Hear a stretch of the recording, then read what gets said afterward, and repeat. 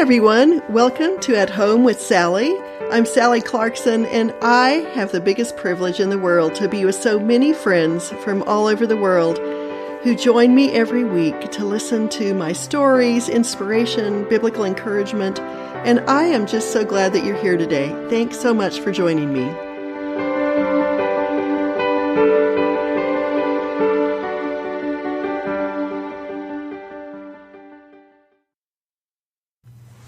Hi, my friends. How are you? It's Sally Clarkson and At Home with Sally, as you probably heard in the music ahead of time. Welcome to my show today. I am so happy to talk with all of you all. I get so many letters about my podcast, and that really pleases me because it's something that I enjoy doing, being in communication with so many of you. And I'm looking so forward to some of the podcasts in the next few weeks because I will be talking about my book, Help I'm Drowning and Why I Wrote It, and also addressing some of the different issues like just different parts of friendship and loneliness and disappointment or exhaustion or kids or marriage or IRPs, and you'll have to listen to find out what IRPs are about. Or really devastating things like COVID, deaths, wrecks, cancer, difficulties. Of course, I can't quite, there's no book that you can cover everything in, and there's so many more things, even since I finished the book, that I've been thinking about. But I really had in mind, as I was going through my own storms of life, that I wanted to companion women. When I look back on my life, I sometimes am amazed that I'm still walking with the Lord and still hopeful, and that I still kind of am seeing more and more purpose in my life, because I look back and I realize that I wasn't trained, I wasn't very deep, I wasn't insightful, I didn't know what I was doing, highly idealistic in a very non-idealistic world. And so I was just learning the ropes every day as I went. Oh, there's a little call. But I wanted to tell all of you kind of where I am. Those of you who are my friends, who kind of know where I am. I usually live in Oxford this time of year. Clay and I are working there with a ministry visa. And we are having lots of fun with some small groups and some personal meetings. And also, I have 3 of my 4 children who live in the UK. One in Chichester, that's Sarah Clarkson, who just had her 3rd baby in 3 years. And she's helping me to have grandchildren now, although I think it was really something that she and Thomas planned.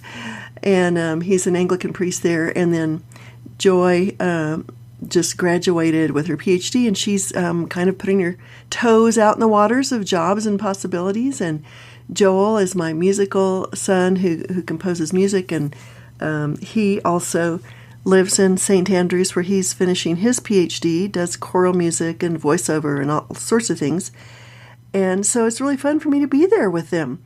However, long story short, I started having some issues with walking and with my leg about, oh my goodness, almost 4 months ago. And so I came home a few weeks ago to see if I could get surgery here, because it wasn't going to be possible in the UK for quite some time. And my friends, I am so excited to tell you that I've just been praying and saying, God, I don't even know what I'm doing. How do I contact a doctor? How do I find an orthopedic? And it ends up that I did find a wonderful one. And though all the surgeons that I have looked into in town were scheduled into October or beyond for surgeries, the first surgeon I went to had a cancellation. And this is kind of what's interesting too. I have been asked to speak at Wild and Free, a conference that I really love. I love Ainsley. I love all my friends there. I've been speaking at these conferences off and on for some years. And I thought, oh no, what if my surgery interrupts that?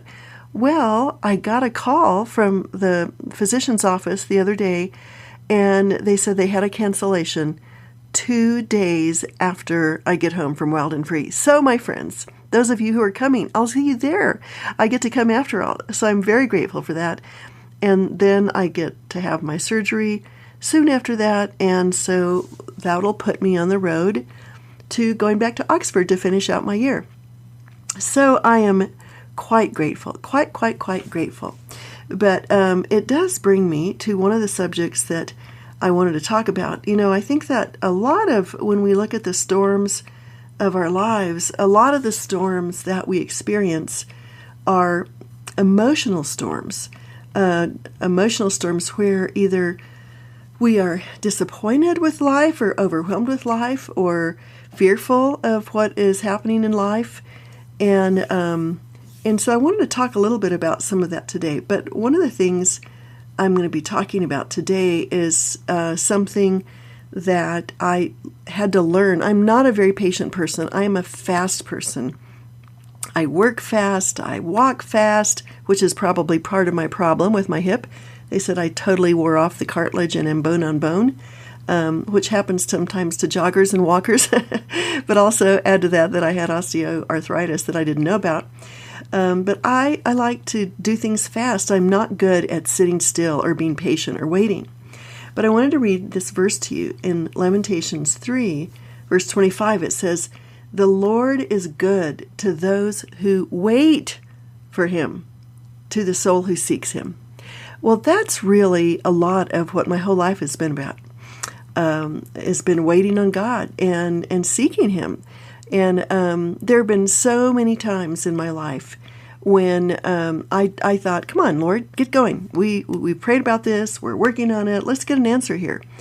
And I feel like as I was praying about what this podcast would be about today, and this has been one of my difficulties, I think that when you are under the burden of life, or when you're in a very hard time, when you're in a mysterious time, a tunnel of life, probably one of the hardest things to do is to stay there and to not do anything, to wait.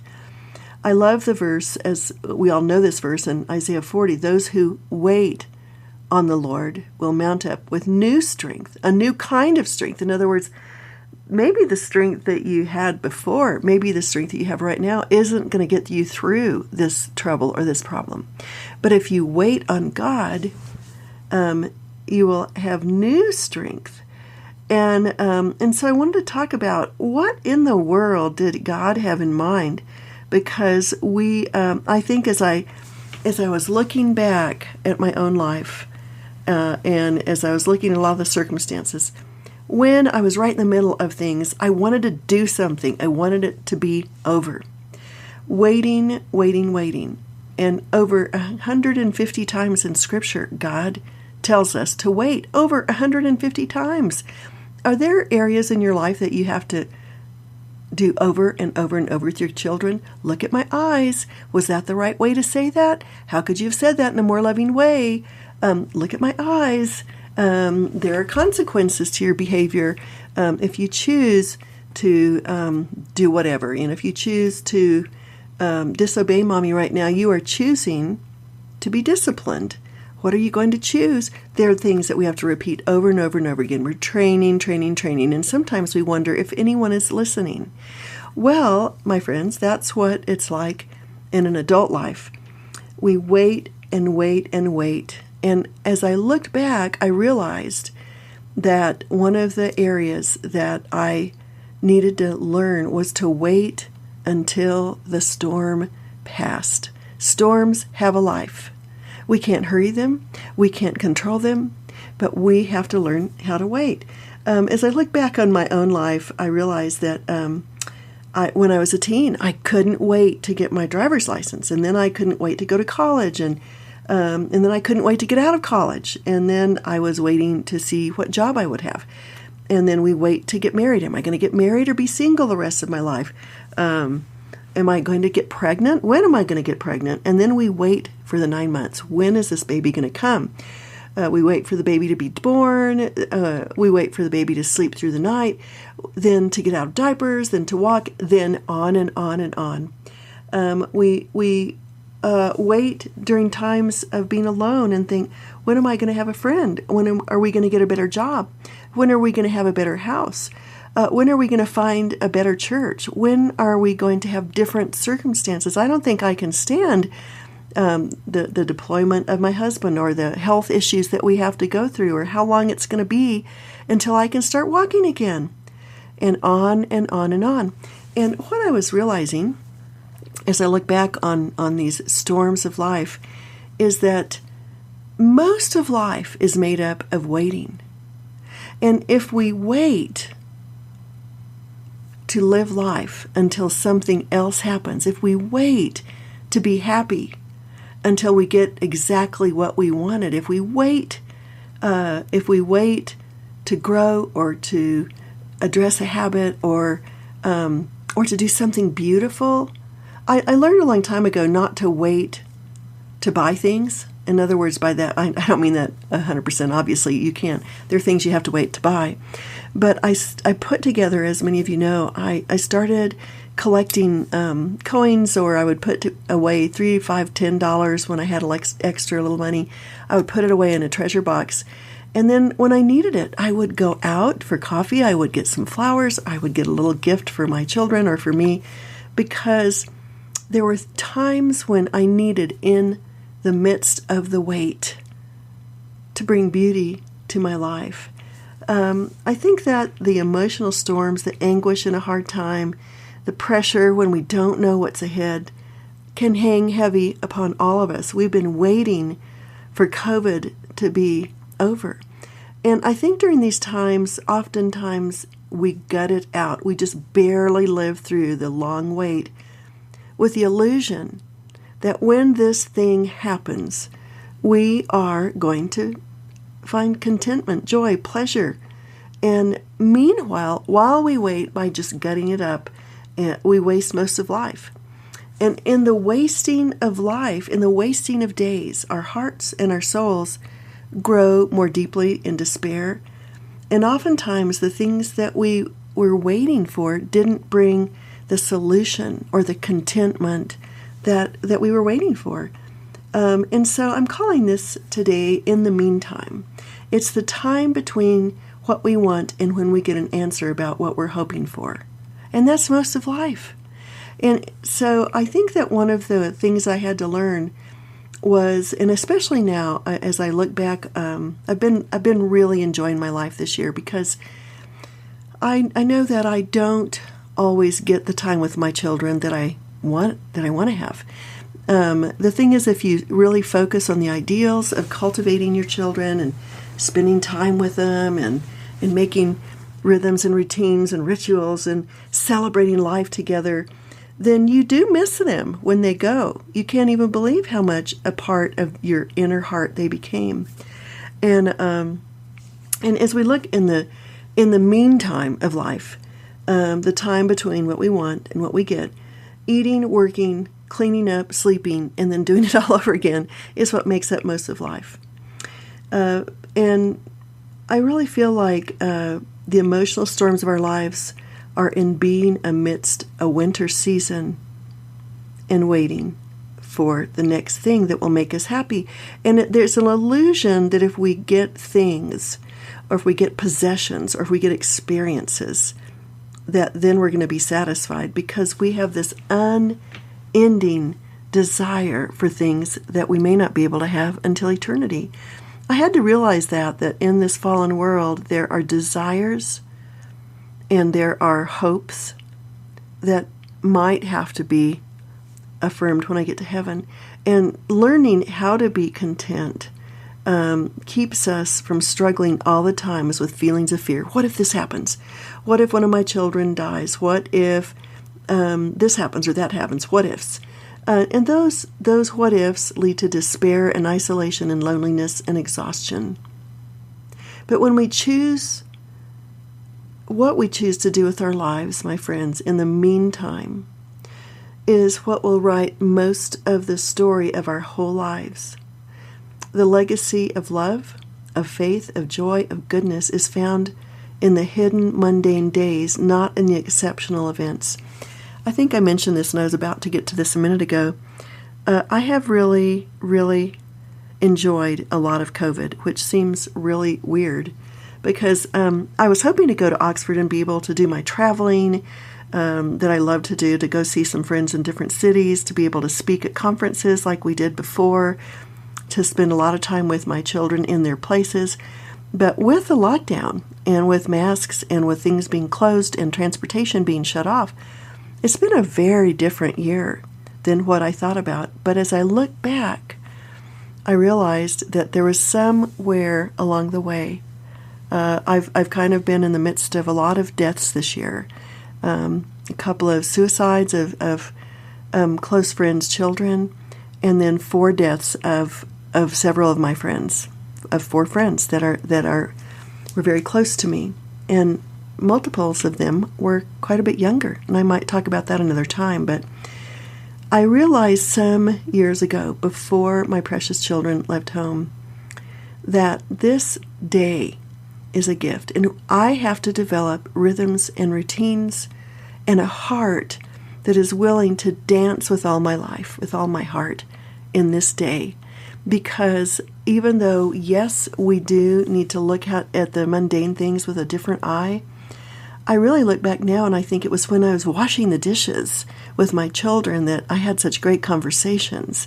It was when we had our devotions in the morning, and or it was when I had that time in their bed at night when they were crying and pouring out their heart, when we became close friends. And now my children are truly my closest, deepest friends. I just love them. I just feel so lonely when they're not here. And so I learned some years ago to look in the eyes of my children, even when they're crazy teenagers, even when they're falling apart, even when they repeat that habit that they have of getting angry in life and accusing you. I've learned, because I have had so many kids and I've lived for so many decades, that those things will pass. You know, I mean, those are times, sometimes I will take the opportunity to train that child, but they're just a ritual, a kind of a rite of passage. But when I kind of stand and look at them and I go, this day, this moment will become precious to them in a memory when they remember my friendship, my graciousness, my gentleness. Or when they remember that I lovingly said, if you don't get a hold of this behavior, this reaction to life, it's going to hurt you. Let me help you. Let me love you. How can we work through this together? As I look back now, my children value those mundane times when we were eyeball to eyeball, as the times that shaped the destiny of their whole lives, where they learned how to work, where they learned how to get along, where they learned how to persevere. It is those daily in the wait, meanwhile, days where you are really building the roots deep down into love, into truth, into virtue, into the Lord. And it is those in the meanwhile, while you are doing your normal daily work, where destinies are made. I look at my life now, and my family is all in the waiting time right now. Several are waiting for job opportunities. Several are waiting for funding for the projects they have. Several are waiting for housing, being kicked out of one house in order to have to move to another one unexpectedly. For future jobs, all of us will be shifting in the next years. And so when I look at all of this, I know that this year I said I liked COVID. Part of the reason I liked COVID is my children were stuck with me.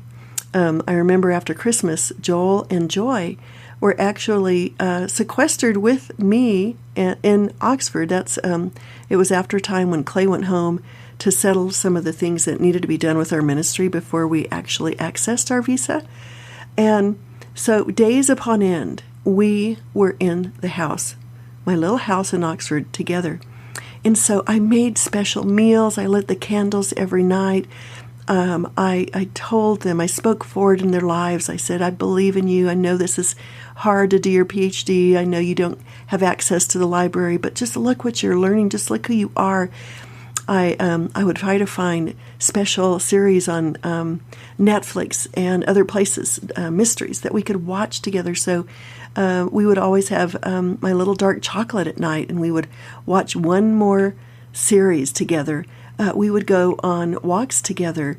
And in all of the time when we were stuck inside and we couldn't go to all the places we wanted, I had the most wonderful, life-changing, discipleship-making times with my children. I saw, even though they're adults, I saw that me having a heart to still build in, to still love, to still encourage, to still speak forward into the people and the adults they were becoming, to recognize their virtue, to recognize their potential.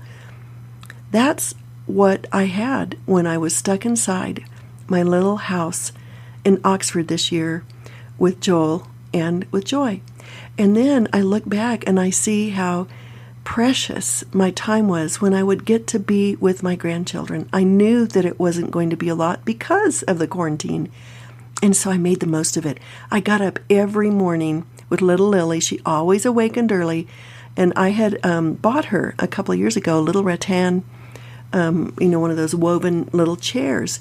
And so I would light a couple of candles, and I would go make her, we call it cambric tea, with mostly milk and a little tiny splash of tea so it looked a little bit light brown, with just a little drop of sugar, enough to like it. And I'd make my tea, and I'd put music on. I'd say, this is when we get to be friends all by ourselves while Mommy's upstairs with little Samuel. And so I made those times special. I would go to my little places at the market, and I would find secondhand teacups, secondhand. I found the cutest little tables, cutest little stools for $7, 5 pounds, $7.50 at the time. Now it's more expensive because the dollar's doing badly. And so I learned that when God says wait, then it's the most important development of our lives happen during that time. You know why? Because most of life is waiting. 150 times he says wait. Every June in Oxford, the fields, you have to see the picture I have today in my blog post and podcast. Every year in June, there are thousands and thousands and thousands, probably millions, I don't know how many, but a countless number of buttercups, these little tiny flowers. You have to see my picture today. Breathtakingly beautiful in the meadows. But they are just for that season. We wait for them. They come. We enjoy every single moment that they're there, and then we're gone. They're gone, and we have to wait again through the cold storms of winter for another whole year until we can enjoy the glorious beauty. Christmas, when we celebrate with our family, we make the most of that. But we also make the most by celebrating, enjoying, holding hands, being friends, giggling, playing games, going for walks. Every day of the year, because this is the day the Lord has made. Who you are in the wait and how you cultivate your life while waiting is shaping your character. It's shaping your faith. It's shaping your life messages more than anything else, because it is most of the days of life. You know, those exceptional events in your life, whether it's a wedding, a birthday, a holiday, a graduation, an accolade, some kind of an award that you get.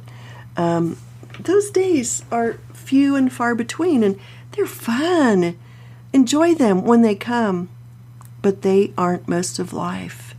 And it's even, I think God has put so many things in nature as a picture of this. A farmer plants the seed, waters, cultivates, waits for the growth, and then the harvest comes. And so who you are in the meantime, who you are while you are cultivating life today, what are some of the things that you can do that really honestly will make the mundane days some of the most precious memories of your life? There will be a day when you will say, oh, I wish I had my little one home again, where I could kiss their cheek and pray blessing upon them and read a children's storybook to them. There will be a day when I wish I could have all of my loud, noisy, fussing children at the dinner table and laugh at their jokes and listen to their antics and watch them grow. There will be a day when my house will be quiet.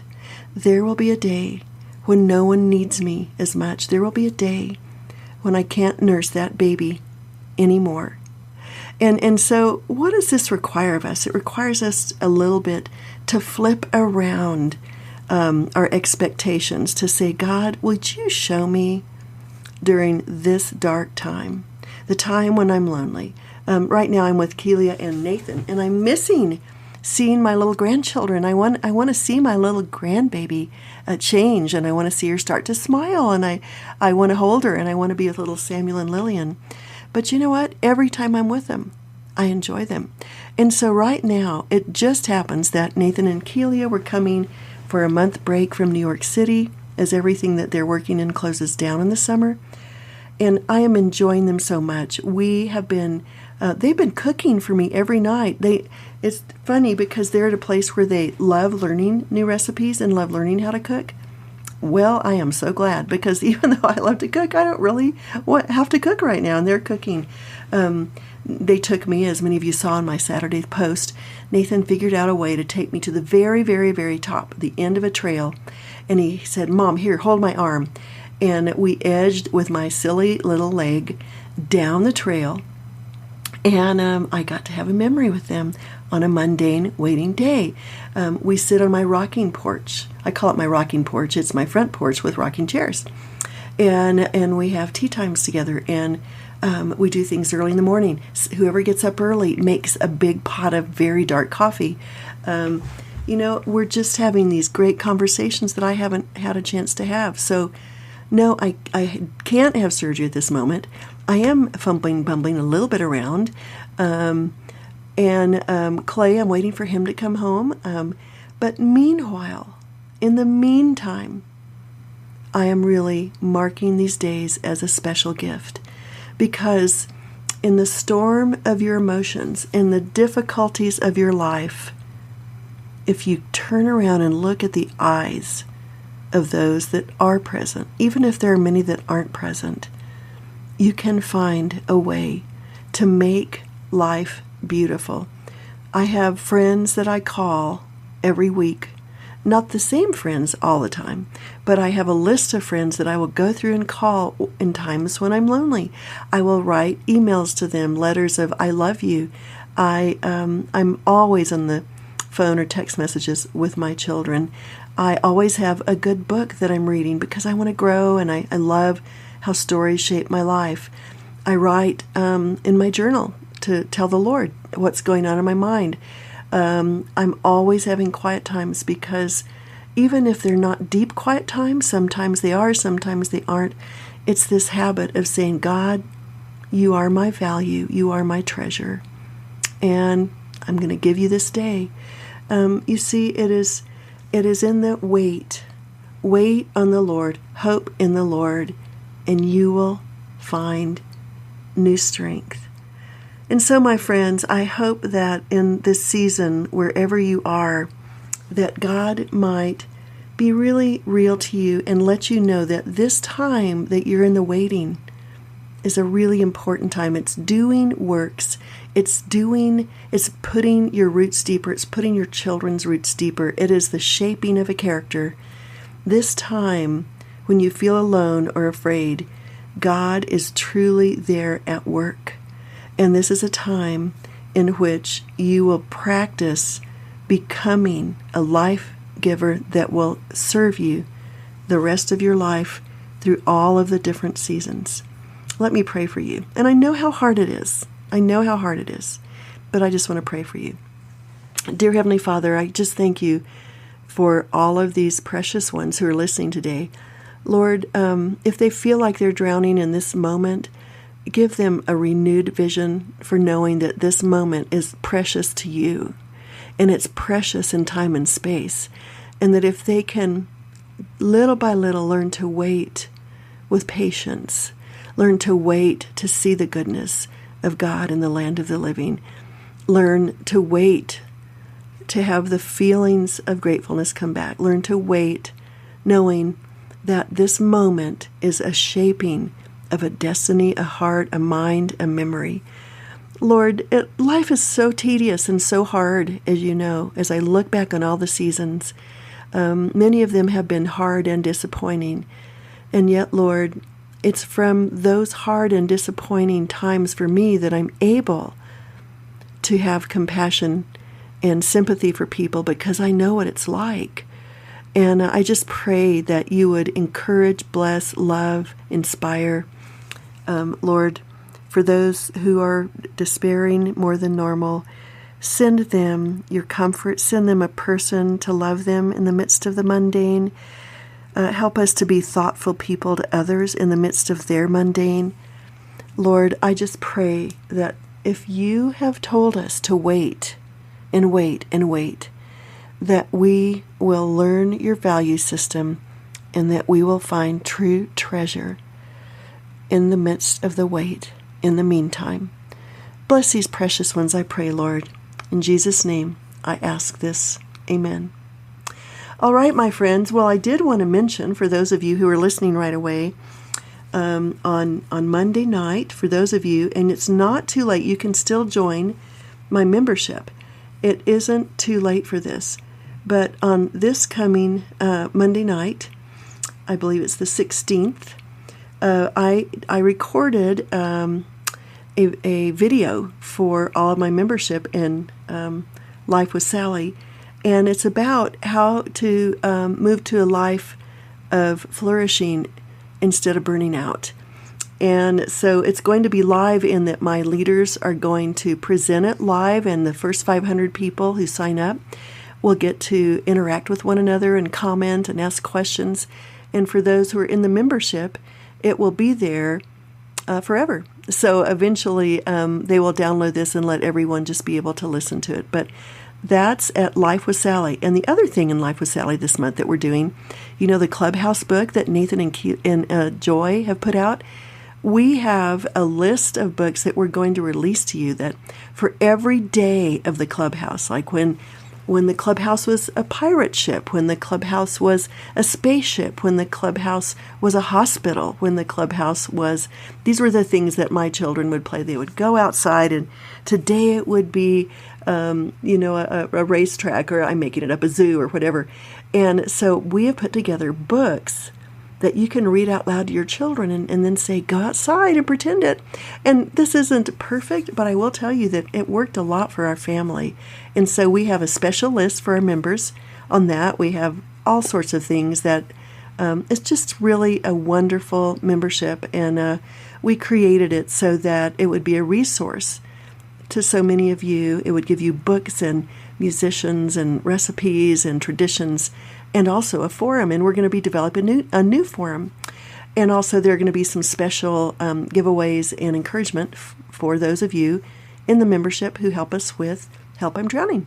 So anyway, all that to say, that's coming up, and we would be so honored if you would join us there. It's both a ministry that we get to do, and we hope is really helping. I get letters all the time from many of you. We hope it's really helping those of you who want Bible study and fellowship and all the other things I said. But also, when you join my membership at Home with Sally, or Life with Sally, too many Sally things that my little assistants named for me.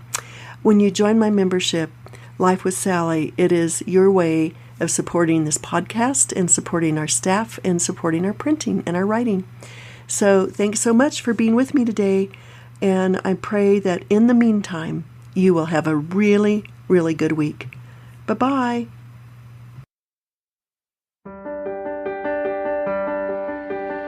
I hope you've enjoyed our time together today and that you'll join me next week. Be sure to look for more inspiration on my blog at sallyclarkson.com. Thanks for joining me. Bye-bye.